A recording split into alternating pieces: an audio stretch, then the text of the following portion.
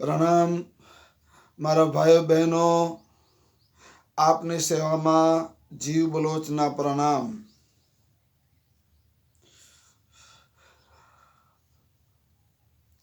આપણે આપણા રાષ્ટ્રની જ વાત કરવાની છે મારા ભાઈઓ બહેનો, આપણા દેશની જ વાત કરવાની છે। આપણે કોઈ પારકી પંચાયતમાં રસ લેવાનો થતો નથી। હું મારા દેશની અને મારા દેશની પ્રજાની જ વાત કરું અને મારા દેશની પ્રજાનું ભલું ઈચ્છું છું।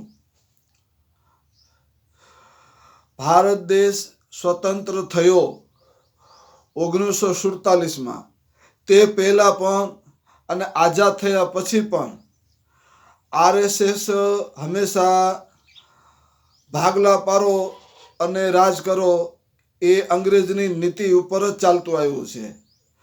RSS હંમેશા ભાંગ તોડ અને મારો કાપોની નીતિમાં જ માનતું આવ્યું છે।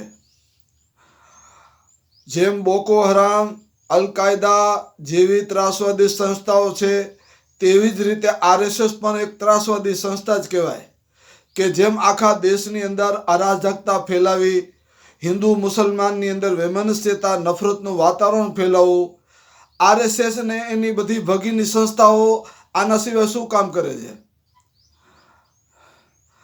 RSS ઉપર હંમેશા માટે ફક્ત દેશની અંદર નહીં, આખા વિશ્વની અંદર એની ઉપર હંમેશા બેન લાગી જવો જોઈએ, પ્રતિબંધ લાગી જવો જોઈએ।